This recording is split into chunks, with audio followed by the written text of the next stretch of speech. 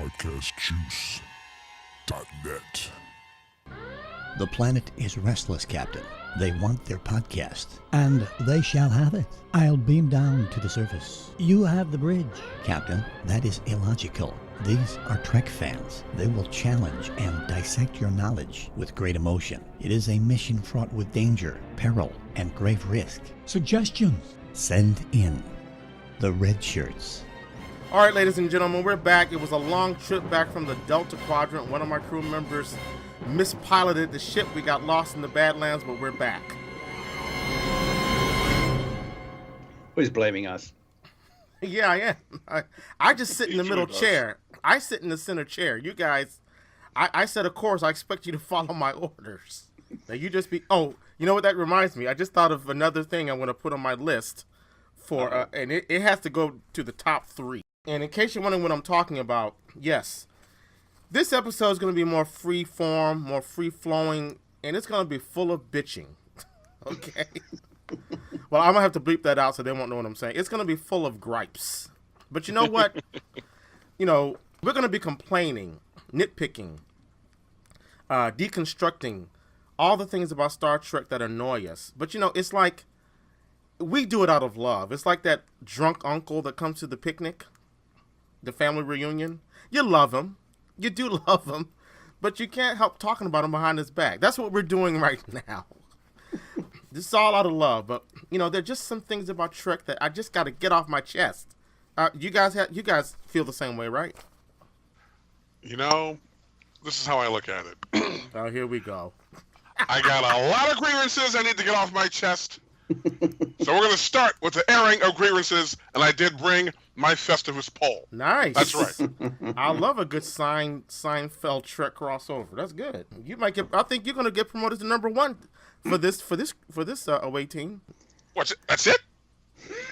You're number 1. What do you want to be captain too? What? What do we have rotating ranking for around here? Yes, there's only 3 of us piloting this starship. I want to give you all a chance. So the next week you can be, acting against the Q Storm. That's not going to happen. That's not going to happen.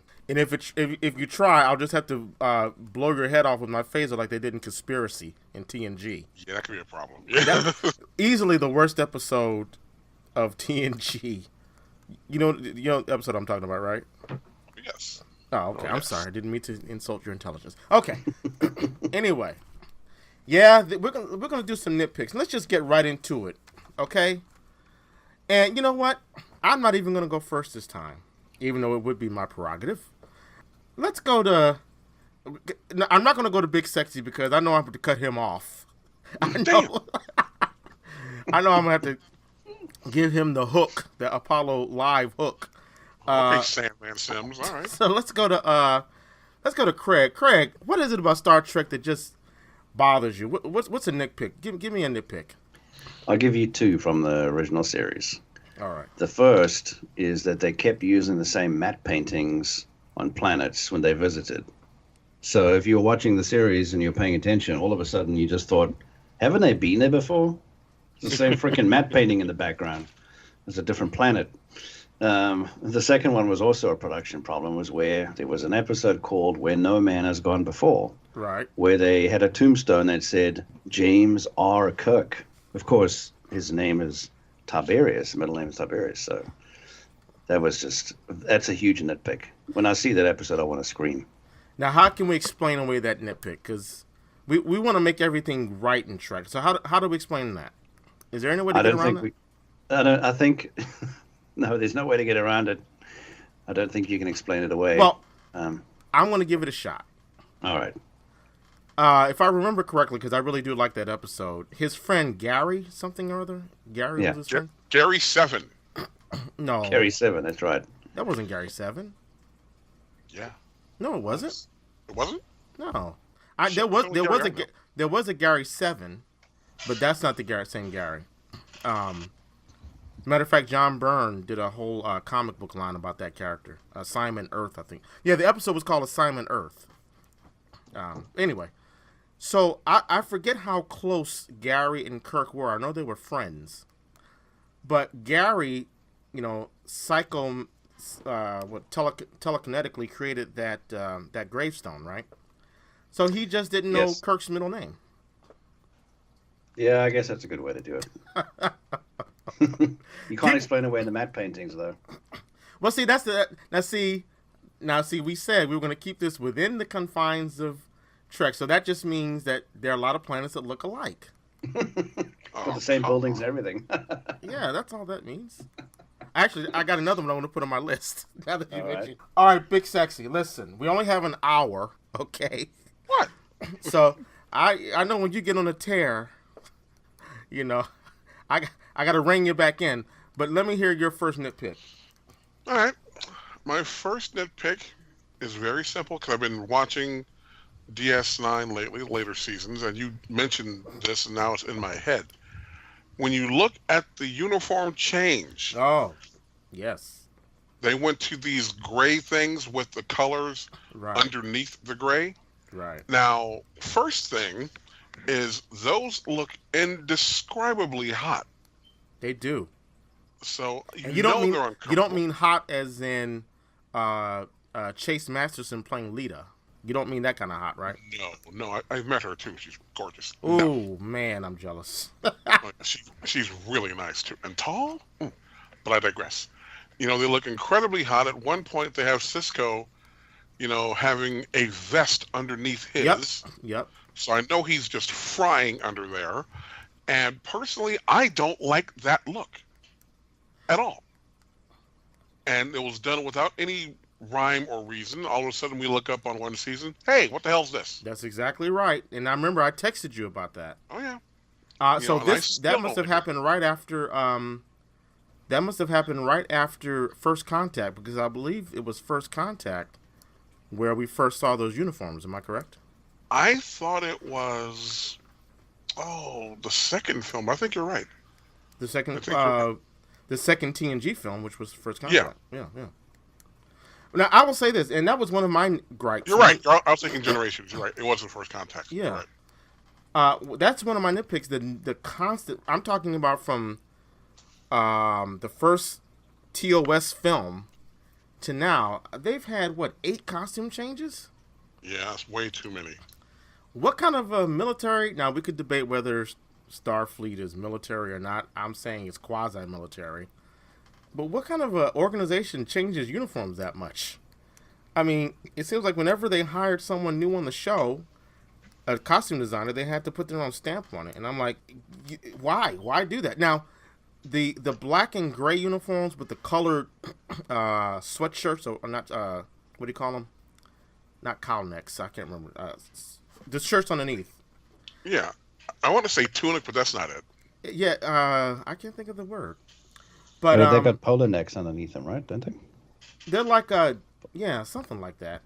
But they look the most realistic in terms of a uniform that an organization that's quasi-military would have. But in terms of camera, they look so, they're two-dimensional. They're black and gray, Exactly. And I hate it. I liked, what do you call them? The duty uniforms that they used on DS9. I like the darker majority with the colored shoulders as opposed to what they wore on TNG. Oh, yeah, right. They wore that in Voyager as well. Yes, I preferred that. I think it works better for camera. Well, for camera, actually, what they wore in TNG in the 3rd season works the best for color. But for a realistic looking uniform, the black and gray is probably what a futuristic outfit or organization would wear, but it doesn't look good for camera. So I'm with you on that one. Well, to me, I think that the original series movies, not including the first one, that those were, to me, the best looking military style uniforms. See, I didn't like those. He's right. Military style, I think those were the best. And I got used to them because that's what they were wearing when I first really signed on to Star Trek. And I have a soft spot for those uniforms, but they don't look that great. Even I let it go because I like them, because that's what I imprinted on those. But they really look uncomfortable, to be honest. And they look hot too. They do. Now, Yeah, again, in fact, I've got the patent to get one of those made, one of the official patents. I just never got it made. I always envisioned myself walking around on Halloween in the office wearing my uniform from the movies, but it never happened. But probably the most atrocious uniforms were from the Star Trek the movie. Oh yeah. They're wearing God. jumpsuits. I mean, just what the hell's going on there? Like I said, Logan's Run. Logan's Yep. Run uniform. Yep. I think I would rock go ahead. that uniform. I'd rock that jacket in the winter. It looks nice and warm and toasty. I think my favorite uniforms, although they may not be practical for military, was the third season of TNG, where they had the colored bottoms and black epaulets across the top. And my favorite any uniform is Captain Picard's jacket. Ah, the suede jacket. I think I mentioned this. I bought one of those at an auction. No, you didn't mention that. I'm pretty sure I did. I bought one of those. The only Star Trek convention I've ever been to, and I bought that for $250. And Mrs. Q didn't kill you? Well, this was back in before we even Wise thought choice. about getting married. Okay. But I wore it to work one day, thinking no one would notice that it was Star Trek, and my coworker said, "Dude, what are you doing?" and I sold it, and I wish I hadn't sold it. What? I did. Q caving in to peer pressure? Yeah. What am I hearing? But that jacket was dope on the show. I really like that jacket. But okay, moving on. Okay, quick trivial question. Yeah. Who else had a jacket like that? You speak of another jacket? I do. Was it someone on the crew? Yes. Well, must have been, yeah. I have no idea. Yeah, I don't have any idea either. It was in the episode Ensign Rowe. At the end, Rowe took it off and gave it to a little girl on Bajor. Oh, wait a minute. That's a trick question. I thought you were That's suggesting a trick question. I thought you were suggesting there were two jackets. Well, Picard had one. She had one. I thought she took Picard's jacket. No. She took her own jacket. How did she get a jacket like that? I thought that was a captain's jacket. Hey, I don't work here. I just report the news. All right, that's a new nitpick I'm going to put on my list. All right. Okay, a lot of my nitpicks have to do with technology. I'm trying to think. Okay, let's go with the transporters. We all know that the transporters were Gene Roddenberry's creation because at the time when they were producing original series, they could not afford to do visuals where they were landing a ship every episode. So he came up with the transporters, which is widely hailed as a brilliant idea. Here's my question. Two things. Now, let's go back to Star Trek IV: The Voyage Home. I think you know where I'm going to go with this, right? Maybe not. Okay. It seems to me, let's just use some logic here. If you think about the transporter room, the transporter area has however many pads on it where each person stands, right? Yeah. That tells me that one person is transported in an angular confinement beam. Okay? Yeah. So if that's the case, how is it that in Star Trek IV and in other incarnations of Star Trek, such as Star Trek Beyond, we see, but let's go back to Star Trek IV specifically. We see the female scientist, I can't remember her name. Towards the end of the movie, she jumps in Kirk's arms when Kirk is beaming up. He says, one to beam up or something like that. And she jumps in his arms.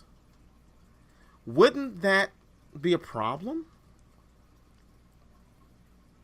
Yeah, you would think it would be a problem, right? Because obviously the computers are expecting one person, and now they got two. So what do they do with that? If you remember back to that movie The Fly, where the fly gets into his transporter and all of a sudden he becomes half human, half fly, you sort of expect that to happen. But apparently the computers on the Klingon ships in this case are able to deal with that. Oh, and see, you're not going to tell me that the Klingons have better technology than the Federation. No, I'm not going to say that. But the thing is, I do believe Geordie LaForge once said, as he was talking to someone, Lieutenant Barkley, about transporter technology, he said, look, these things have triple redundancies built in. Accidents like this will not happen. And so I'm going to guess at that time, transporter tech was so ubiquitous that it was just a part of the design to have triple redundancies. So if the mass does move, it can extrapolate within an eyelash. Oh, this guy's mass is gained 100%. Okay, there's two people there, blah, blah, blah. And if you're going to reproduce every atom where it was spatially, it shouldn't be a problem. Yeah, but I now point you to you watched Voyager, right? Of course. I will point you to the episode Tuvix. Ah, ha, ha. I can counter that. I do believe. Well, let me just for people. I know we're all trekkers here, and I'm sure everyone knows, but just in case, that was an episode of Voyager where Neelix and Tuvok beamed up on an away mission. Something happened with the transporter, and they were merged into one being called Tuvix. So, go ahead. And I couldn't stand Neelix, but I digress. Oh, God. Considering they are in the Delta Quadrant, it is possible that atmospheric changes and wait, and gravitational pulls were things completely foreign to their database of computer stuff. So, at the planet they were at, there could have been something in the air that that interacted with their tech, and now we have a problem. So what you're saying is Geordie's an idiot when he talks about multiple redundancies. These things can't go wrong. Geordie wasn't there, so what are you gonna do? Well, I want to say science means that no matter what quadrant of space you're in, space has the same properties everywhere. I would disagree because I believe there are M-class planets. There is a demon-class planet. There are different things, so I disagree with that. All right. Well, real quick, I don't want to monopolize the time because I could easily do that. But if you can do site-to-site transports, why even go to the transporter room? Now, see, that I agree with. That's lazy. I don't get it. Yeah. Why do you invest all the time when you build a starship? Let's build a transporter room for each deck, but you can do site-to-site transports. So why would you invest that money? I think the idea is that the site-to-site transports or transporting to a place where there's no pads is more dangerous than if you go and stand in the transporter room. I think that was the idea of that. I always got the sense that when they did site-to-site, it was a risky thing to do. Yeah. Well, here's the last thing. It seems like to me you shouldn't be able to talk while your molecules and atoms are being converted to energy, like we saw in Star Trek II. We all recall that. Yeah. And it seems like if you are, let's say, sitting down when you're transporting, or you're in some sort of physical pose when you're being transported, it seems like that pose should be the pose you remain in when you materialize on the transporter pad. Am I correct? And Kirk was the master of the transporter pose. Because I remember one episode where, well, actually, they didn't change poses, but it brings into question the transporter pads. I remember someone was tending to someone who was laying down injured. They transported, and he ended up on the transporter pad in one pad. So I guess somehow these two people went through one confinement beam. And the guy was still laying down, but his body was overshooting the pads laying down. You know what I'm saying? I do, but if you look at the original series transporter pad and TNG, they have the individual pads, but they have that big pad right in the middle. Well, wouldn't it make sense just to make the whole thing a pad so you could transport as many people that could fit on that thing? Well, this is a ship of, I won't call it military, but this is a ship of, the service. And, they have to cut corners where they need to increase speed and all that. Okay. All right, Craig, what do you got? Okay. I'm sure all of you agree with this. All the humanoids, all the aliens are humanoids. Not all of them. Yes. I don't see most that's of 'em. yeah, most of them. That's they just got stuff in their head or whatever. So I think that's unrealistic. They should have come up with some cool aliens that are not in humanoid shape. That was my pet peeve. Hey, tribbles. Okay. I mean, almost all. I think I should have said Tribbles. almost all, right? Not every, Okay. but still, even the Horta was not a human. So that's another example. The Horta. Were those the ones from TNG? No, that was the original series. Horta. Okay. Well, TNG kind of addressed that.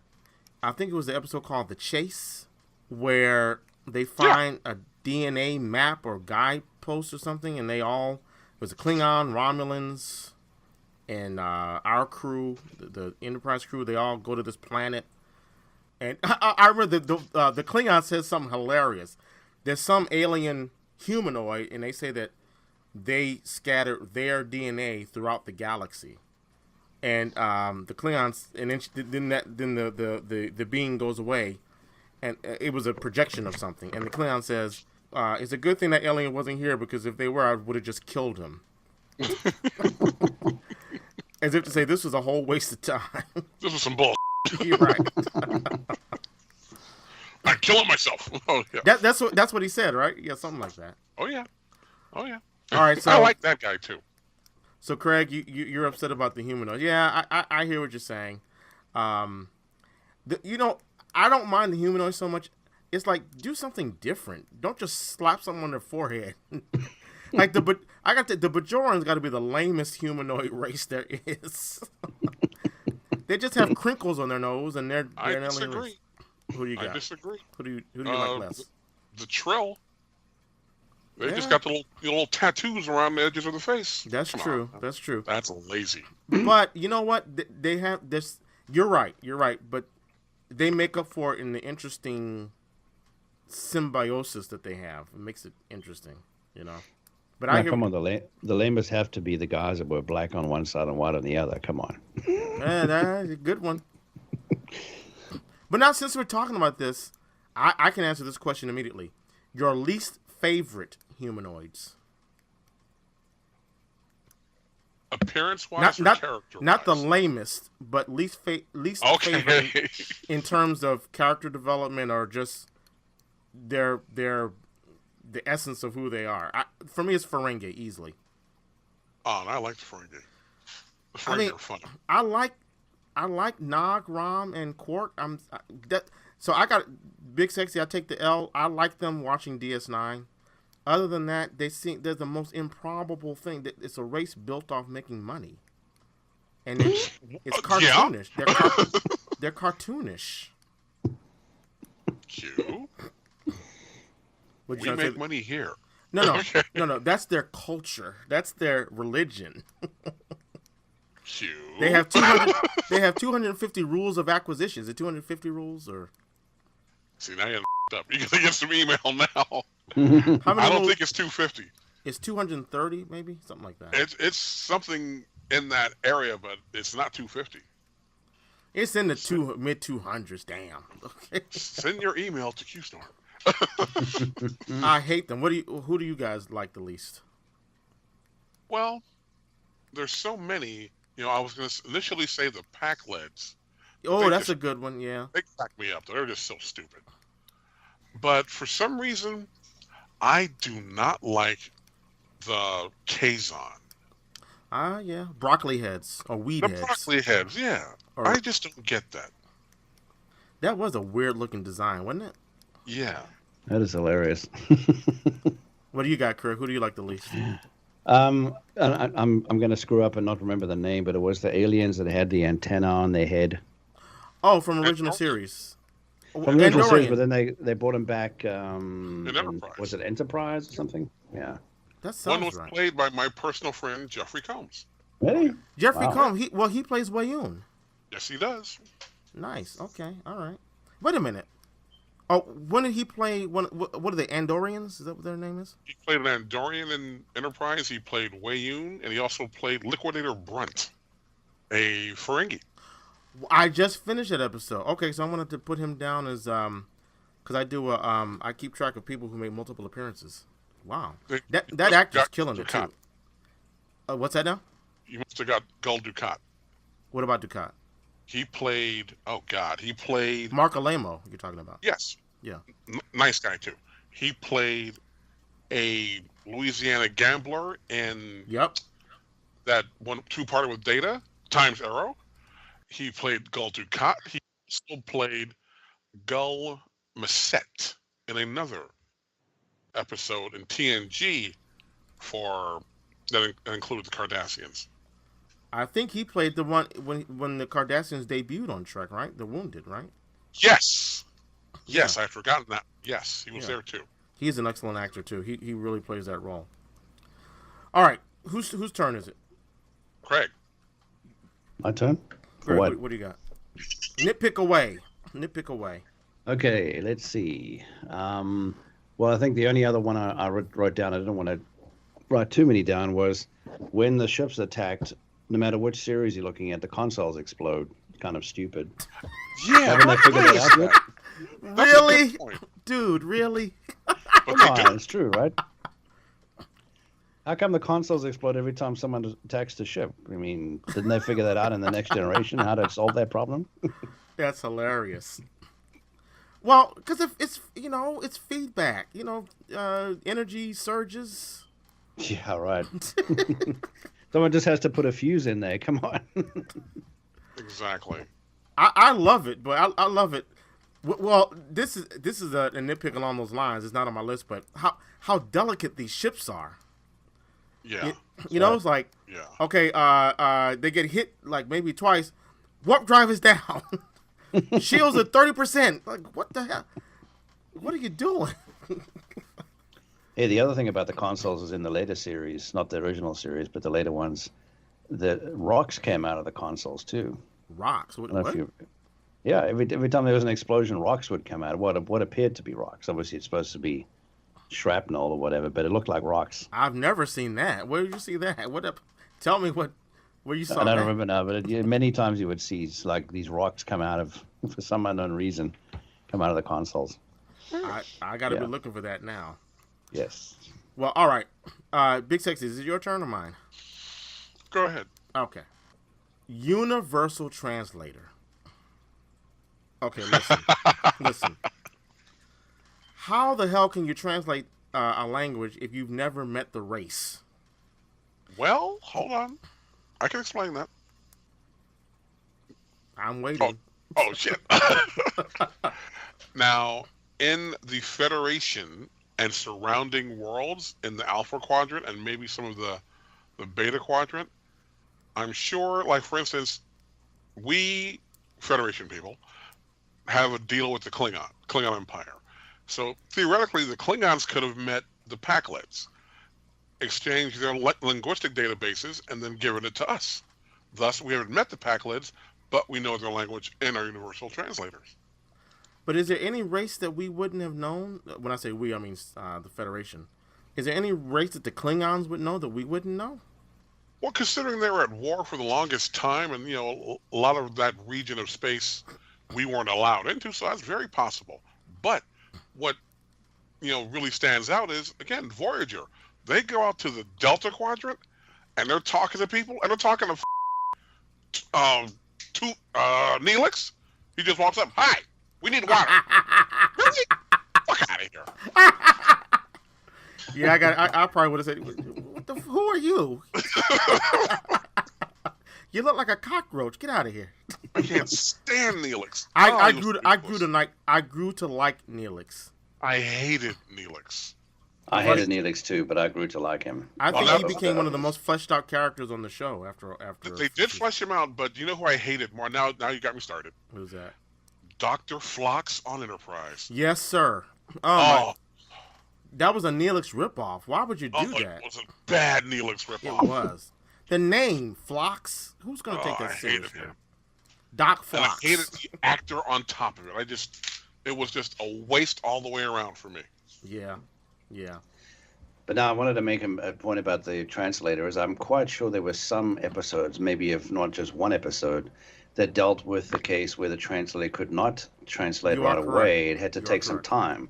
So apparently it learns quickly, but it needs some time to learn if you come across a race that's talking a language it hasn't come across. There was an episode, I want to say it was Voyager.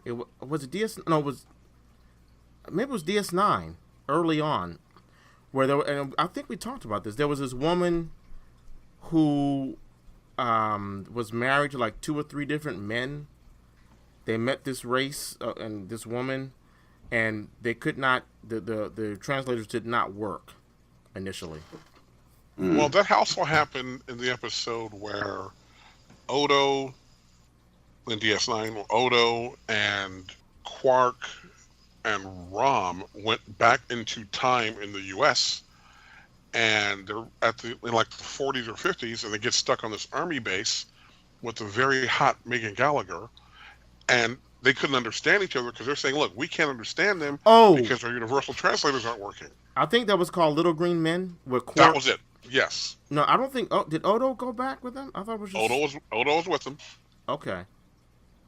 Okay. Because he ended up being a dog most of the show.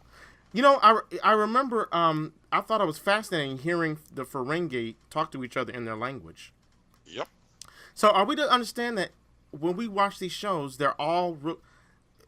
I wonder what the ratio is to aliens that are actually speaking English or speaking their language, and we hear English through the universal translator. And here's the other thing: if they are, if Quark was speaking Ferengi to the other Ferengi, I'm just curious to know: do they speak their own language with each other? And if that's the case, shouldn't we be seeing subtitles? The only race that does that is the Klingons. What do you mean? I mean, because I've seen the Klingons, cuss each other out, and I remember somebody said something to Riker one day, and Riker's like, "What?" And he's all, "Only a Varul," Yeah. or say something like that. That's my favorite And they're episode. The effect. he lit him up. And then I've seen Klingon step to Picard, and he fired right back on him. I've never seen the Romulans speak a language, nor have I seen the Cardassians speak a language. Well, what the I'm only saying one is- I've seen do it is Klingons. What I'm saying is, when you have 2 alien races of the same species talking to each other, I'm assuming they would be talking their native language, so we shouldn't be able to understand as the listener, as the audience, what they're saying. We should be hearing their native language and seeing subtitles. And the other thing is, when the universal translator is working, their mouths should not be mouthing English words. Wait a minute. Wait, you're going to nitpick that, and I Hey! can't nitpick Wesley Crusher? Craig Come just on, man. Craig just nitpicked about exploding consoles when the shit's getting hit by photon torpedoes. What's the matter with you? You're right. You're right about them talking and their mouths are saying English words and not their native language. I agree with you there. I guess ultimately my question is: does the universal translator do away with the need for people to learn other people's language? And I would No. think in that case it might not be a good thing, because like when Dax do Trill, do they speak different language? Does Dax speak the Trill, do they speak a different language? Like if the universal translator breaks, do Worf and Jadzia have no relationship because they can't communicate? That's a good question. Yeah. You know, I wonder Actually- if is English mandatory? Are they like on their Trump in the No, Federation? I knew it. No, they're not under Trump. Is English mandatory? But think about it. Back in the episode called Genesis in Okay. TNG, Yeah. Worf all of a sudden couldn't speak English. Or couldn't Because- speak at all, actually. Because he was turning into a viper. That's why. That's a totally No, different he was de-evolving, thing. and neither could Troy, the Betazoid. Right, because That's they were devolving, and nothing to do with their ability or That's their true. knowledge. They were Another lame race, by the way. the Beta Zeds. Yes. I I kind don't of like 'em. agree. I kind of agree. All this telepathic shit. Get out of here. Well, I've made my feelings clear about. I mean, I love the actress. If Marina is listening, I thought she was great. I thought they could have done more with the character, and they did towards the latter part Yeah. of TNG. When she went into command, that was really cool. Yes. Okay, who's next? Who's up next? We'll do. Let's do maybe one more each. All right. In the film world, too much emphasis on data. Well, that's You know, again, that's not really a nitpick in the universe, so that's a nitpick okay, of the producers. I rescind. Let's Okay. back up. All right. Then Now, Why- can I just say real quick, a legitimate Yeah. data nitpick would be they can't make an android that looks more realistic than that. Yeah, right. yeah. But what were you gonna say? I'm sorry. I was going to say on Voyager, Yeah. show starts. They get Lieutenant Paris out of the slammer. Uh-huh. Make him Lieutenant Commander off the bat. He does something stupid, gets a reduction in rank to lieutenant. Right. No, ensign. Went back to ensign. And they, a few months go by, they put him back to lieutenant. My man Harry Kim can't get a promotion. Well, Harry Har- got no love. well, he became a captain though. He started becoming captain of the night shift. Wow. Well, I mean, Paris never sat in the center chair. Captain of the night. Paris got to run around with this little Delta flyer. No, Because he built it. Look, Harry was lieutenant. Right. Paris was lieutenant, gets busted to ensign, and then restored back to lieutenant, and Harry's just standing there looking like an idiot. And if he's captain of the night crew, wow. Who's his crew? Neelix? Because he's saluting everybody else on the ship. It was just a bunch of red shirts, so I guess that says a lot. Exactly. Well, they put the more inexperienced people on the night shift, which, that reminds me. Oh, I gotta remember. This is the nitpick. This is the nitpick of nitpicks. Is it my turn or is it Craig's turn? I don't want to go out. You can go. That's okay. In every episode of Star Trek I've ever seen, whenever people ask, "How old are you?" or whenever they talk about age, or whenever they talk about the number, a length of time, they all they say is, it'll be 5 days, or I'm 17 years old, or when I was 10 years old. Does that mean the Federation is so powerful that they made all the planets in the Federation spin on the same axis, and every day is the same amount of time? Well, maybe in their ship, they've got their clocks attuned back to San Francisco time, where the Federation is located. Wait a minute. So you're telling me the Ferengi, well, the Ferengi aren't a part of the Federation, are they? They're not Federation planet, are they? They must be. They have to be. Because Nog is in Starfleet, so Ferengi must be a Federation planet. No. Okay. I don't believe the Ferengi are part of the Federation. Okay, all I'm saying to you is, are you telling me that other planets would be like, yeah, we'll change our calendar to suit you guys? I don't think so. Give me one example of that. Of what? Of a foreign culture, using Earth time. Well, I'm not saying they're using Earth time necessarily, but what I'm saying is it's annoying. I can't speak to anything specific, but I know I've seen it. I'm sure there's been an episode or something where Kira was talking about being in the occupation. When I was a little girl, or I was 5 years old, sudden this and that happened. Okay, well, 5 years. Who was she talking to, though? I don't remember. I don't remember specifics, but I'm just saying, people have made references to age and length periods of time, and they just act like no one ever says, well, is that Klingon time, or is that a Klingon solar day, or is that a Bajoran solar day?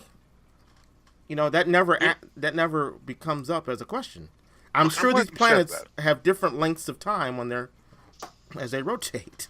I'm glad you said that phrase, because that's something that always bugged the shit out of me, too. What's that? Because I remember watching the original series once, and something broke, and Kirk is like, Spock, what's up, man? How long is it going to take? Spock said, 1 solar day, as opposed to a regular day? Help me out. Well, see, that's even more frustrating. Well, was Spock a solar day by Earth standards, or by Vulcan standards, or can you be more specific, pal? What about a solar? What the hell is a solar day? A solar day is like, on Earth, it would be from 12 a.m. to 12 a.m.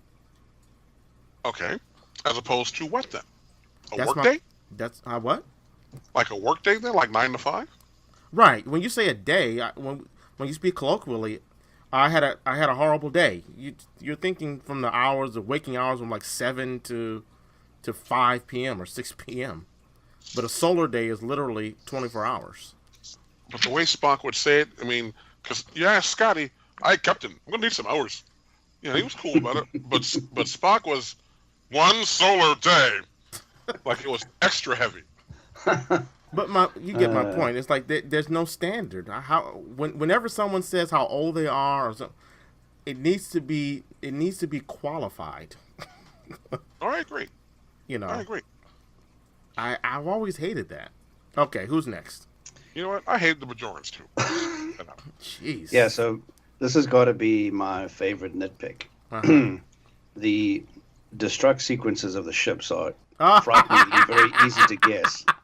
I love this about you, man. Seriously, I'm a security guy. These things are very easy to guess. You can blow up a whole starship by just saying a few numbers. I mean, like, listen, you know, the original from the Enterprise, the first sequence, the first person says is 1A. The second person says 1A 2B. So that's almost the same thing. So hacker must have had a great day on that one. Let's see if we can hack into the ship. And then the final sequence is 000 destruct 0. That's easier than 123 as a password. Think about that. You've brought this up before, and I can't say I disagree with you. But it makes me now. I have a trivia question since we're talking about numbers. What is the and it's the same movie too. What is the frequency code of the Reliant? Oh man, I don't remember. Oh, come on, man. Star Trek 2. Big Sexy. Okay. Come on, man. What is the shield generation code of the Enterprise? What is that? The intellectual equivalent of running away from an argument? Actually, it is. Hey, look over there, a big bird. It's 16309.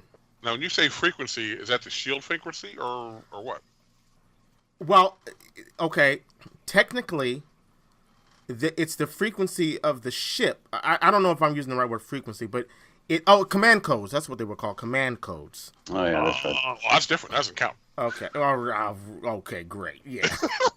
Now, But yeah, you're right. It's a very short number that must be easy to guess. I mean, if it takes a computer now, in this time that we're living in, 10 minutes to guess that. Imagine what it's like in the 21st century, 23rd century even. Okay, so Big Sexy, you got one? Because I was thinking of I think it was Generations. The Duras sisters somehow hijacked a ship, and they're firing on the Enterprise and getting through. And they got their shield frequencies. Well, they explained that, though. Oh, I know they explained it, but what was it? Geordi, modulation. They had Geordi. Oh, wait, you're asking me a trivia question? Yeah, I'm asking you what was the frequency of it? I did not like that movie that much, so I did not retain much of it. I have no clue. You know what? I'm trying to find it now, and I can't find it. So move along. Nice. All right, give me a nitpick. I felt that the TNG hierarchy was a little officer heavy. I mean, you've said that before. Yeah. Yeah, I still want it. Your nitpick would be that it's too easy to become a higher rank. I won't call it easy, but again, I understand it's a TV show in a closed universe and all that. But you got all these people on your bridge of command status. Some of y'all got to go. Riker, I'm looking at you. Data, I'm looking at you. Some of you have got to go. Well, not saying this is just justification, but if you think about it, particularly in as we get into the TNG era, that's the TNG is the 24th century, correct? Yes. Okay. Their purpose, like when they design the ships and the runabouts and the shuttlecraft, the purpose was to make it as easy as possible. That I know the producers. I read this somewhere with the producers. They wanted the Enterprise to look like your living room. That's why at the beginning they had Data and Wesley and them. They look like lazy boys when they're at home. They wanted it to look like it was like a comfortable living room, and they wanted the navigation of the ships to be as simple as possible, which is why you get people all of a sudden just sitting down like Neelix even piloting the damn Voyager, or there was an example on DS9 that fails me right now, where someone just said, Cisco said, "Okay, take the helm," and it was like someone like the cook or something, I don't know, someone ridiculous piloting the shuttlecraft, the Defiant. So same thing with all of the 21st century. Everything is about ease. So they make it easy for people to advance so that they can move on to other ships. But nobody on the Enterprise moves on. Because it's the Enterprise, baby. That's why. No one wants to leave. Let's think about this for a moment. I mean, because this is a dilemma that's been on Riker's plate for years. Do you want to be number 2 in the flagship? Or do you want to be the man on your own ship? It is very almost Milton-esque in its thought. Look at this guy. I don't know. From a practical point, I want to be number 2 or number 1. Number 2. Did I just say that? I don't want to be number 2. Yeah, you did. I want to be number 1 on the Enterprise because it's a better paycheck, probably, in terms of what Paramount's paying me. Oh, here you go. But all right, I got one. I hate the fact that every time, well, I'm not going to say every time, I can think of one episode of Voyager where this wasn't the case. Every time, well, I'm going to take that back. I rescind that because well, let me just get it out first. Every time they beam down to an alien culture, it's always a humble, agrarian culture that's peace-loving, and they speak like Shakespearean actors. You notice that? It's always... Why, what do you mean? It's always like, "Good day, sir. How are you today? Go lightly, Bataille. Father, we must plant the harvest. We must plant the harvest." I hate that. That's not true. I mean, the majority of it is true. But, there are other cultures that they don't talk that corny. And again, they're being watched for an extended amount of time before we even jump down there because of the rules of first contact. The one society where, oh God, in the second or first season of TNG, where Wesley was running around to kids and broke something, because all the chicks ran around damn near naked, which was okay. They didn't speak like that. In fact, the female-dominated society didn't speak like that. That's true. But like I said, 90% of the time, like Generations, that movie, perfect example. They go down to this society, and it's all these. And every time they go down to a city, you could tell it's one set where it's like a village square that's way too clean to be a city, and everyone's got their wear set up. Like they're street vendors. Yeah, I do hate that. Every time they go into a city, it's like that. It was like that in Generations. It was like that in Inner Light. It was like that in whenever they go down to Bajor. It's like I want them to go down to a city where it's like, "Hey, Mac, get out of the way," or "I'm walking here. I'm walking over here." I'm sorry. Hey, Mac. I know. I don't know where that came from. I don't know. That was my, 1950s Brooklynese. Hey, Mac. Yeah. See your mug. See. Yeah. I get sick of that whole pious bullshit when they go down. And they're always so soft spoken and all right. So. Yeah, well. You're right about that. I think you're right about the talking like Shakespearean speaking and old type of lineup of shops and stuff. I completely agree with you. And of course, one last thing from me would be in the original series, which they fixed later on when they did it for Blu-ray, was every time they went around a planet, it looked like the same freaking planet every time, just maybe a different color or something. Right. Well, it was a bit silly. Anyway, I'm out of nitpicks now. Well, we got a little bit more time. Mark, you got anything else? Well, let's see. Let's go back to the Pac-Leds. I mean, I did like.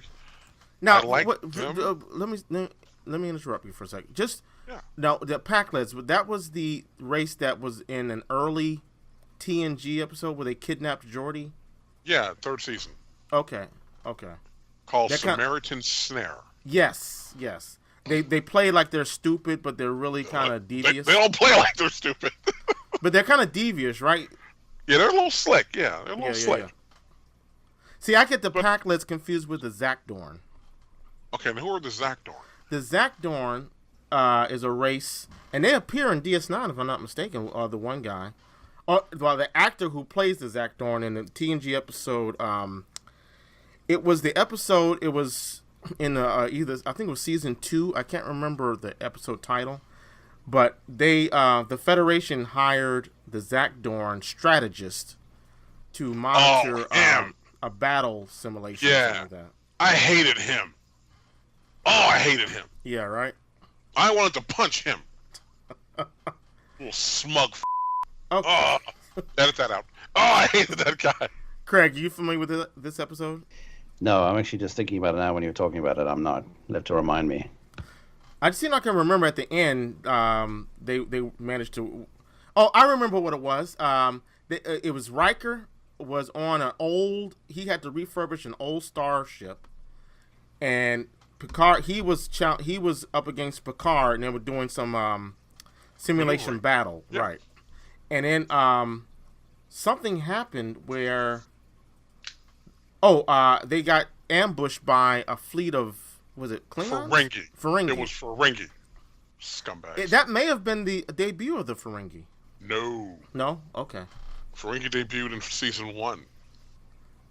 Okay, and then and the Zakdorn guy, I can't remember his name, but he was like, "You gotta kill him!" And they were like, "Dude, you're the strategist. What are you?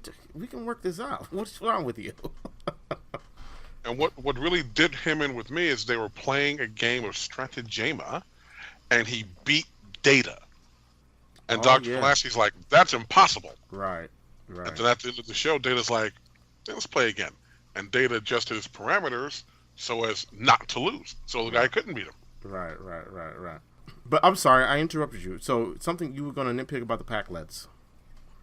Well, considering how stupid they are, how could they even get their ship to fly? Well, they would hijack people's tech. Okay, well, we're going to take your tech. All right. How does it go?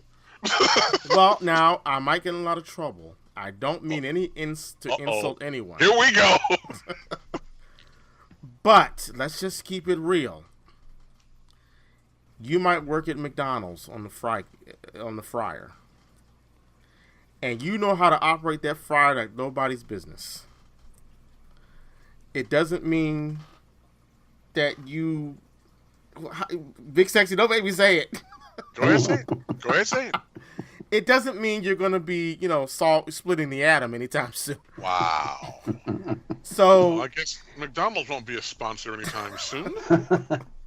So they might know how to fly their ship because that's what they've been trained to do, and that's it. Wow. Hey. I'm just saying. Wow. I worked in fast food, Well, I haven't. Oh, yeah, see? Okay. Neither have I. You got anything else? Anybody got anything else? No. I got a quick one. We talked about it offline, you and me, Big Sexy. Is there money in the Trek universe or not? Because it's my understanding that money was done away with after the World War III or whatever. And somehow this whole fascinating universe built up off the ashes of a world war. That's kind of another nitpick. I don't know how that happens. But they did away with money, and they make that apparent in Star Trek IV, The Voyage Home, where Kirk tries to pawn his glasses to get money. And he's like, the guy says, "I'll give you X amount of dollars for it." And Kirk looks at him like, "Yeah, that's a lot, right?" So he has no clue about the value of money. Yet in Star Trek VI, when Bones improbably is helping Spock load up a torpedo, and Kang, I think his name is Kang. The Klingon, yeah. He's spouting Shakespeare and Bones says, I'd pay money to shut that guy up. Mm-hmm. So, okay, so is there money or not? Which one is it? Again, I think Bones is an old fart, and so maybe in his younger days he actually saw money. No, I mean, to me that would be like me saying, it'd be like me referring to the Dead Sea Scrolls or something. I mean, it wouldn't make any sense. I would not have that as my frame of reference. What if Commander or Chief O'Brien had said something along the lines of, you know what, I have to kiss the Blarney Stone? They were like, the f*** is that? That's different. That's culture. That's not. It is cultural, that's true. But money was a part of culture, though. Yeah, okay. It just seems like if Kirk didn't know about money, had no clue about it, it seems like Kirk, I put Kirk on the upper platform that, no one's smarter than Kirk. What? I said it. I said it. Oh, brother, please. All right, let's move Right. on. I got two more, okay? The communications throughout the ship. Sometimes they tap their comm badges to communicate. Sometimes they say computer. And other times they just start talking. How does communication work on these starships? Well, if they're on the ship, the badges should not be really needed. But I see them. I've seen them too. Yeah. Maybe there's I don't know. I don't know. And listen, now we're in the 21st century, and I have to say, "Hey Siri," or I have to say, "Alexa," every time I want to communicate with these devices. You mean to tell me there's not a way for them in the 21st century not to have to say "computer" every time? Well, if you think about it, there's got to be a keyword, right? Otherwise, how does the computer know that you're talking to it? There you go. Yeah. So I guess you and I will be saying, "Hey Siri" for the rest of our lives. Not me. I'm not using one. Because Siri doesn't know, doesn't have tapping into our brain. He doesn't know that we want her to do something for us. I heard. There you go. Right on cue. I found this on the web for doesn't have a tapping into the brain. Oh, Lord. I hate that. I can't say the word. Yeah, but Shut I up. said, "Hey Siri," so she reacted, right? All right. She's listening all the time for "Hey Siri." But to get back to the computer thing, basically they have to say a keyword. They have to. It would just seem like it would get annoying. It seemed like it would make more sense to tap your comm badge, and then it would have some kind of fingertip recognition that's Wi-Fi or Bluetooth to the computer. So I don't think it's fingertip. I think it's just more of like a little on-off switch. No. You're saying for my suggestion? Yeah, on the comm badge, yeah. I just want to tap that and be able to communicate with the computer. I don't want to have to say computer every time. All right, let me go ahead and make. And how does the computer? If you don't, how does the computer know to disengage? What if you're Riker, and you about to get it on with Troy? Computer, dim the lights to 10%. Bam. Troy comes in there, starts getting naked. Y'all start doing it, and you forget to disengage the computer, and possibly people are hearing you throughout the ship. No, I think the computer is disengaged already. It says, Riker's all computer. Bloop. Lights to 10%. Bloop. And that's that. I agree. It gave him the task, and the computer did the task, and that's it. There have been a lot of instances where people are using the computer to figure something out, and they'll say, "Computer, map me a model of this ship." Like, for example, when Geordi is trying to build, he's building the woman that he likes. What's the woman's name? There's an episode. Leah Brahms. He's building her on the holodeck, right? That was creepy. he only said computer one time, so the computer knew he would. So and the computer would do what he asked it to do, and the computer wouldn't shut off because he wouldn't have to say computer again. But he was in the holodeck, and he What's was in that there matter? by himself, obviously. And so everything he said in the guise of a command or a question was by default aimed at the computer. Had someone else come in, the computer would have sensed another presence, or had it generated another person in its holodeck mode, it would have noticed that too. Remember me. when Crusher is trying to figure out what's happening to the starship. She doesn't yet know she's in a warp bubble. She says, "Computer, one time." She said, "Extrapolate. How big is the Enterprise? The Enterprise is only 2 feet long. How big is the universe? The universe is 2 feet long." She doesn't ask for the compute. She doesn't say computer every time. And she's not on the holodeck. No, An anomaly. Okay, all right. So that doesn't count. all right. So we're gonna wrap this up. But I have one. I got one, and it is a doozy, guys. It is a doozy. I just want to take a couple minutes, and I want some really serious, trenchant, deep intellectual thought. Go to another show. Yeah. Okay. Well, whatever you guys can give me. I'm kidding. I'm joking. In the Star Trek universe, is there or is there not a God? Define God. The answer is no. Okay. Let's put aside alien gods. Human gods. Yahweh. The Hindu god. The name escapes me. Buddha. Muhammad. Do these gods exist in Star Trek? Because it was mine. I got the feeling, I don't know why, but I thought that God or religion was something that was done away with, at least in Terran or Earth culture. Yet you hear people like Bones say, "Oh my God, man, we're talking." What did he say? My God, we're talking about universal Armageddon. You know. I think the premise of religion is still present because it is rampant in Klingon and Bajoran culture. Right. I'm talking about human culture, though. Now, as far as human culture, Earth culture, I believe it is as well because at one point, the last of the Native Americans left Earth, got their own planet, which was too close to the Cardassian border, which started some shit. But they did that, and they still did a lot of their traditional and held their traditional beliefs, as does Commander Chakotay. All right. That's Good true. point. Good point. Craig, you have some thoughts? Yeah. So, I took your question literally, but yes, the humans still appear to want to believe. Maybe that's the right way to put it in the Star Trek universe. See, 'cause I brought this episode up earlier, The Chase.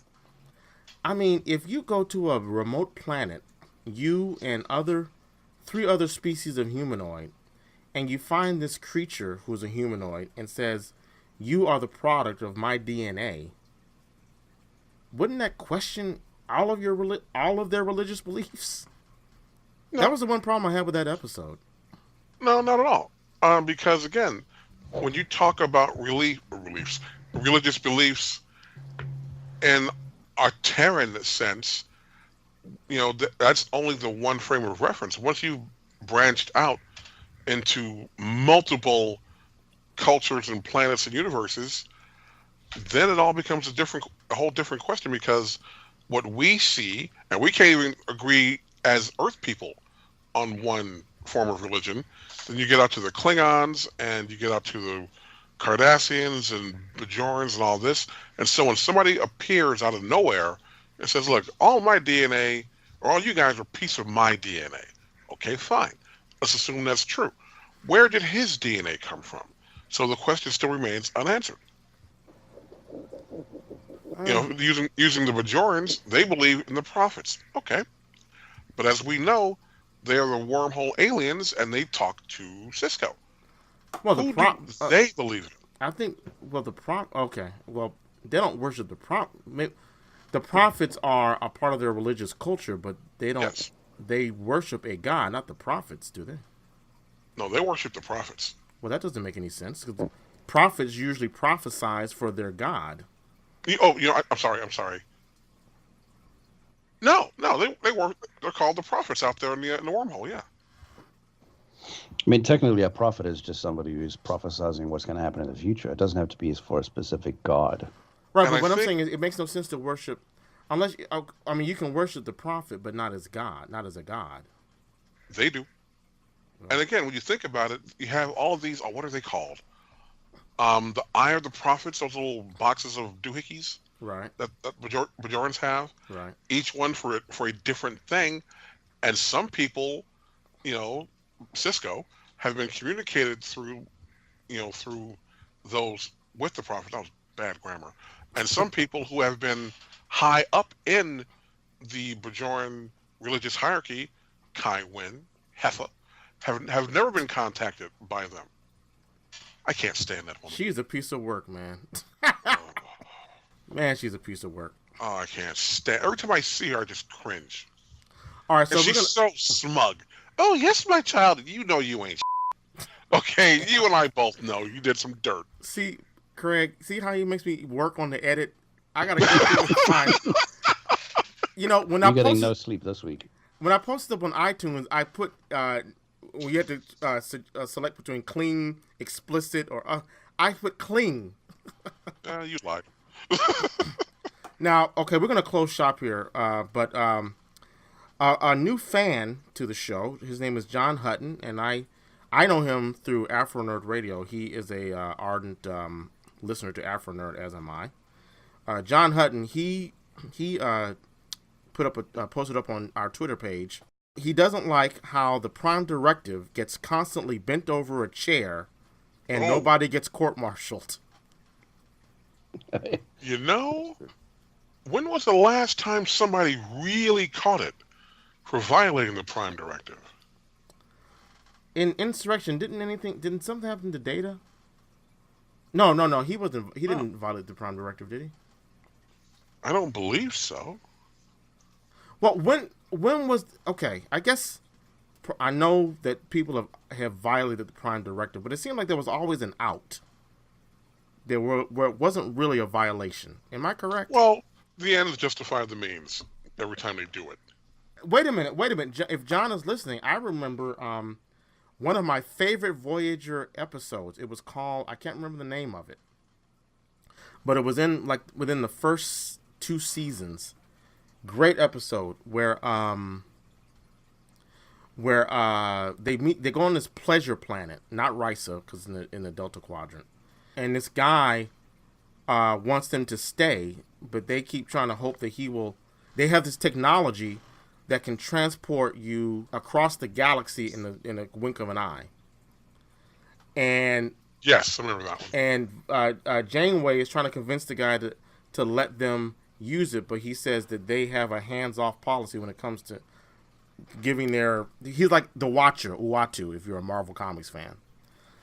And so Janeway says, "Okay, it's time for us to go. You never wanted to help us at all. You just like the pleasure of our company. You want to hear us." They were big into stories, and so Tuvok, B'Elanna, and another, I think, an unknown crew member, they conspire to steal this technology and put it in Voyager's ship, and it almost destroys the ship, and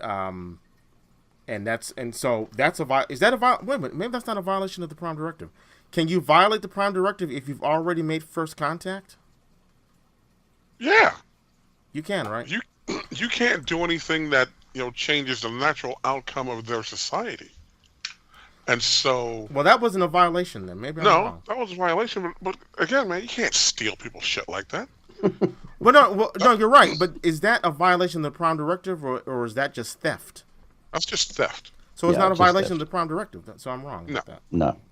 Now, a violation of the Prime Directive was when in TNG, before first contact, there was a group of doctors looking at this culture, and their camouflage blind malfunctioned, and they got seen. And then they had Riker dressed up as one of them go get him, and somebody saw him. Wait, this is the movie Generations, right? No. This is a series. Then who watches the Watchers? Who watches the Watchers? Who watches the Watchers? Yes, you're right. Yep. The minute Picard, and again, in in another episode of TNG, when Worf's brother essentially took an entire settlement of people, of Bajorans, I believe, and beamed them onto the holodeck. I vaguely remember his brother, not Moog, but the guy who played Tony Todd plays his brother. That guy. No, not him, not him. His brother from his human parents. Oh, I don't remember that. Oh yeah. I remember the situation, but I don't remember who played the brother. I remember that vaguely. And one of the people that was transported up found a way out, and he's walking the corridor. And he's like, "What the hell is this?" Like I do remember that. Yes. And they found him, and they're like, "Well, we can't wipe his brain. It's not going to work." And the guy ended up killing himself to relieve himself of the burden of all of what he saw, and it was a chicken shit way out of the Prime Directive violation. Did Picard violate the Prime Directive when he showed Lily that she was in a starship in First Contact? I think so. And But all of go ahead. Picard was trying to max, so play. In all these instances, no one received any punishment, right? I can't think of anybody catching heat for those particular violations now. Again, we saw Paris catch a smack, and he did it for disobeying orders more than a violation of the Prime Directive. What about when Kirk was put down back to captain when he was admiral on Star Trek 4? Was that for a violation of the Prime Directive? What was the reasoning for that? I don't think that was Prime Directive. I think that was Kirk being cowboy. Yeah, he goes I think again. it was him disobeying orders or something, wasn't it? Clearly, because it's Kirk. He don't paying attention to anybody. What did he do? I forget why he went back. Was it because he went back in time, or? Well, these aren't Prime Directive violations. I'm just conflating right now. But John, I guess you're right. No, hey, join Starfleet. Rules be damned. Just like well, again, it's not a Prime Directive violation, but that's a good nitpick right there. How often the rules get flouted. First contact. We're going to, are we going to engage the Borg, sir? No, we're going to go categorize Dust Nebula. What? And then Data's like, I think I speak for us all when I say to hell with our orders. When Data's on one, you got problems. Yeah, when Data's starting to break bad, it's about to go down. Oh, speaking of that, and then we'll wrap up here. One of my favorite episodes of Data, when you said Data Breaking Bad, and he didn't even have his emotion chip, but Data kind of went African American on this one dude, man. Oh, here you go. Okay. Was it Data Huey? Was it the episode where it was a two-parter where Data was captain, and this one smug motherfucker, man. Oh. And he talks about me. Hey now. He kept, I know you're talking about. I can't. Redemption. I think it was Redemption. It was Redemption. Mr. Hobson, if you cannot follow my orders, I will relieve you and find someone who can. And I'm like, yeah, that dude got Data so pissed off. I don't even have an emotion chip. I'm about to get in your ass, dude. But he broke off Worf one day too, though. The same way. Did he? It was during the episode two-parter Gambit, because Picard was undercover, and they had kidnapped Riker, leaving Data in command. Right. And Worf as his first officer, and Worf would always question shit. I think I remember that. And then Data's like, Mr. Worf, I need to see you in the ready room. And then he lit his ass up. I think I remember that. Yes. That's another episode I want to do. People who got sunned on Star Trek. Oh, Worf caught one that day. Because Worf caught one from Picard where, I think I mentioned this before. I think it was called Ethics. No, not Ethics. It was Romulan was gonna die. The enemy, I can't remember. Yes. But yes.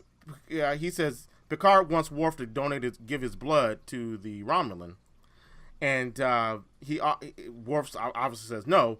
Picard brings him into his ready room. He's like, Mr. Worf, you've been happy under my leadership. Is that correct? And Worf just calmly says, yes, Captain, I've had no reason to complain. And Picard snapped him back. He said, oh, Mr. Worf, even if you had reason to complain, you would not. I was like, oh. Well, he wouldn't. That's not Worf's way, man. Yeah, man. But Worf is he's getting sun left and right on DS9 too. But all right, listen, guys, and to all our listeners. Oh, and by the way, thank you to John Hutton for submitting that that particular nitpick.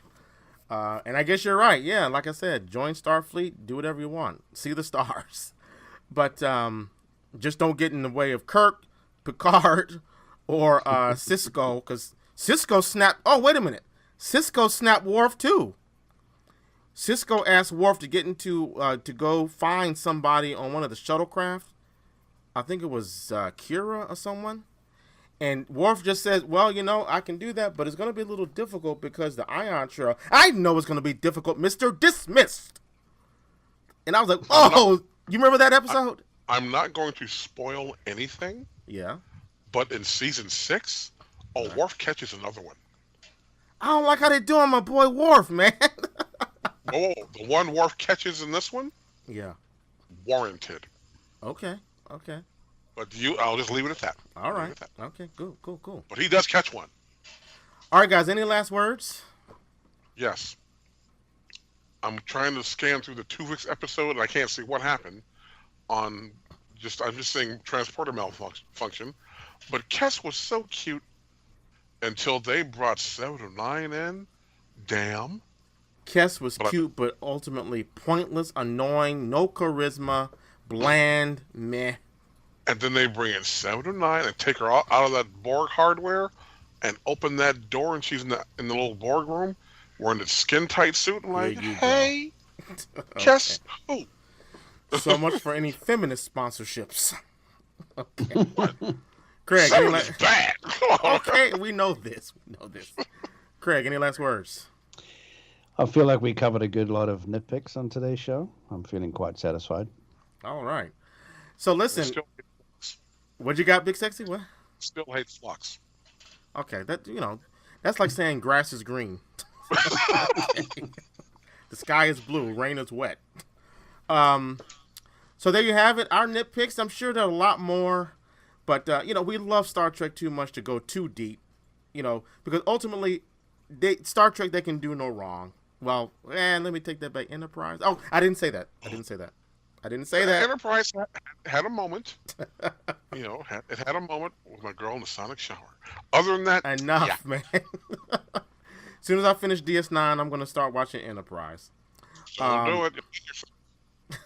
But listen, if you have any nitpicks that we didn't cover, please email us at redshirtspodcast@gmail.com. You can tweet us at redshirts1701. Look for Red Shirts on Tumblr. And definitely, people, I'm going to beg one more time. Well, I'm going to beg as many times as I need to. Go to iTunes, subscribe, download us, set us up on your RSS feeds. Did I say that right, Craig? Is that RSS feeds? Yes, you did. Okay, great. And most importantly, please leave us a review and leave us a rating. That's the only way we're going to rise up through the ranks of all of the Star Trek podcasts that are out there. I'm not going to give them any publicity because we want you listening to the Red Shirts. We're willing to die for you. We wear our red proudly. So please go to iTunes, leave us a review, leave us a comment, email us. Check us out on Tumblr, Facebook. You can check us out on Facebook as well.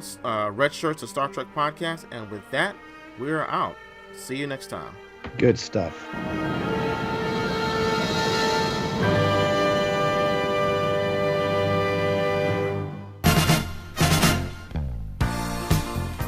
Red Shirts is not endorsed by Paramount Pictures, Viacom, or CBS. It is intended for entertainment and informational purposes only. Star Trek, the Star Trek logo, and all names, pictures, and audio of Star Trek characters are registered trademarks and/or copyrights of their respective trademark and/or copyright holders.